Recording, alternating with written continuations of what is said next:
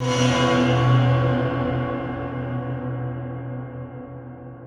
is pretty audacious of Brahmins and those who they have called as Hindus to question Muslims who have opened their hearts, their religion, their masjids. And I know there's a little bit of caste system in Islam, but in fact, Muslims should be questioning Hindus and Brahmins and saying that it is your disease that you have given to us, so they need to be put on point for that. But what I'm trying to say here is that Muslims community as such need to learn a lot through Dr. Ambedkar so that we have answers when somebody calls Muslims as the outsiders, or why are you still here, go to Pakistan. You need to understand why Pakistan was created, how INC or Indian National Congress or BJP is doing wrong for the country, so that you can come off as patriotic and be there for the country, not just blind loyalty but through knowledge and everything.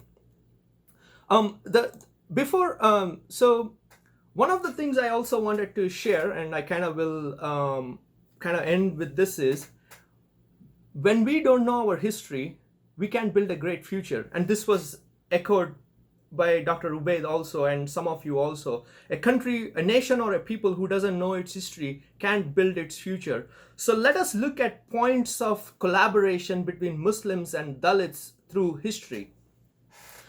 And it will be a good, hopeful thing for us all to take, because there has been such collaboration and coalition, and all we need to do is remember them and revive them. So Jyotiba Phule and Savitribai Phule, who were from the Shudra community, were the first ones to open up schools and also build orphanages and things like that. When Jyotiba Phule and Savitribai Phule were kicked out of their own house, Fatima Sheikh and her brother took Jyotiba Phule and Savitribai Phule in their house, and then they opened up schools. So Fatima Sheikh worked along with Savitribai Phule to open up schools for like women. So see, there is like collaboration which started way in the late 19th century. In Mahat Sangram was the first agitation done by Dr. Ambedkar to go get water from a public water tank.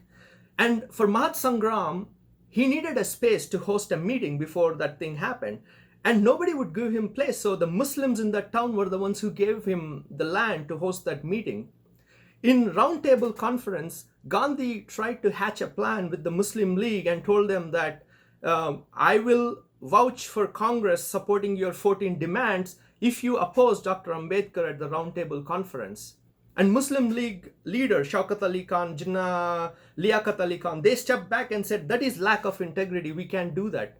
We are asking and enjoying separate electorates. Dr. Ambedkar is also asking for separate electorates for his people. How can we, in all good conscience, oppose him? So see, there is Muslim League which actually came and supported Dr. Ambedkar in his struggle for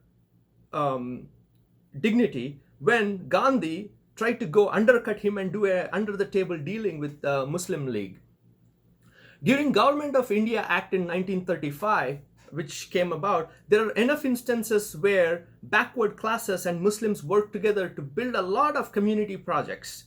I'm bringing this up because later on, in about 5 years or so, Jinnah becomes really involved with Pakistan, and he takes a little different tone with the Muslim community and their nationalism. But right before that, there were occasions where community building was happening with Muslims and Dalits and other backward castes.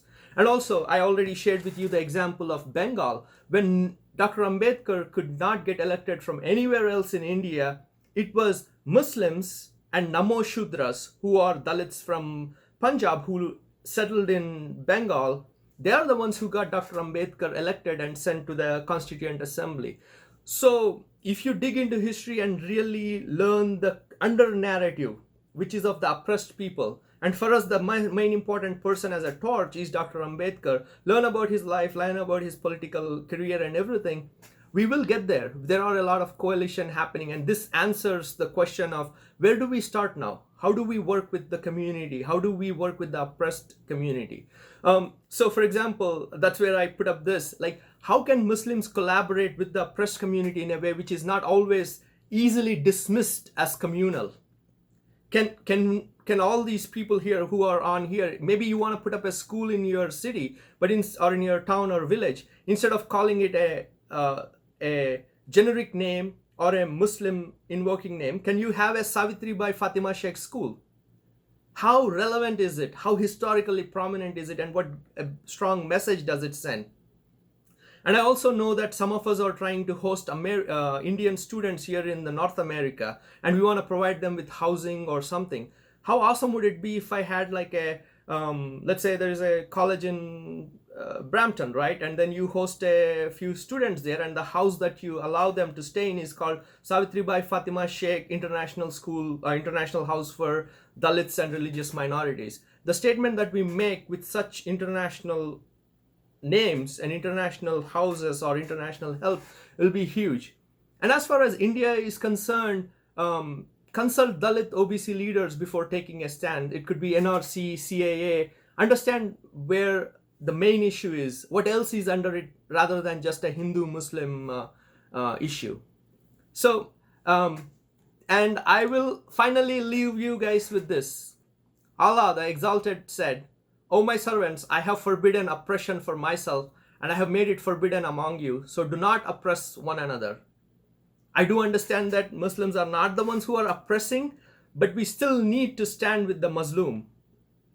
In some cases, per the Rajinder Sachar Commission report, Muslims have become the Mazlum in India. Forget about helping Dalits. Muslims should also help themselves. We are the Mazlum now. And Mazlum need to meet and collaborate so that we can get the oppressor out of the country. So there you go. That was my information that I had. And I do want to make sure that I leave it on a bed of hope. We have had collaboration before, even without knowing. We just need to dig and build upon such collaboration that we already have. Thank you so much for listening to me.